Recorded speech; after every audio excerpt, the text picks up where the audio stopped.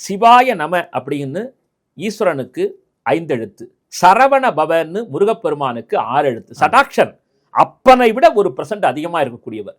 பிரணவ மந்திரத்திற்கு அப்பாவையே நீ சிஷ்யனா உட்காருன்னு சொல்லி காதுல பிரணவத்துக்கு விளக்கம் கொடுக்கிறார். அதுக்காக தானே சொல்லுவாங்க அப்பனுக்கு பாடம் சொல்லி சுப்பையா அப்படின்னு. அதனால தன்னை விட மகன் என்னைக்குமே சான்றோன் என கேட்ட தாய்.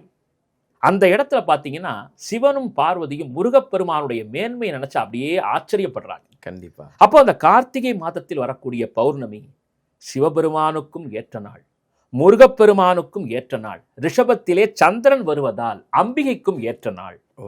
இத்தனை சிறப்பு மிகுந்த அந்த திருக்கார்த்திகை தீபத்தை நாம் அந்த நாள்ல கொண்டாடும் பொழுது வீட்டுல பாத்தீங்கன்னா அப்படியே தட்டு முழுவதும் தீபத்தை ஏற்றி வச்சு பொரிகளை எல்லாம் நிவேதனம் பண்ணி பெரியவங்கள்ட்ட ஆசீர்வாதம் வாங்கிக்கிட்டு நம்முடைய சகோதரிகளும் தாய்மார்களும் அப்படியே கையில எடுத்துட்டு வந்து வாசல்லிருந்து உள்ள மேல மாடியிலலாம் ஏற்றி வச்சு பார்க்கும்போது அஷ்டலட்சுமி வீட்டுக்குள்ள இருக்கிற மாதிரியே இருக்கும். அவ்வளோ அழகா இருக்கும். ஆமா, எல்லா வீடுகளும் பார்த்தீங்கன்னா ஜெகஜோதியா இருக்கும். இன்னைக்கு நீங்க சொன்னா உங்களுக்கு நான் சொன்னேன், அதாவது சைவ முறைப்படி பார்த்தீங்கன்னா அந்த திருக்கார்த்திகை தீபம்ங்கிறது ஏற்றுவாங்க.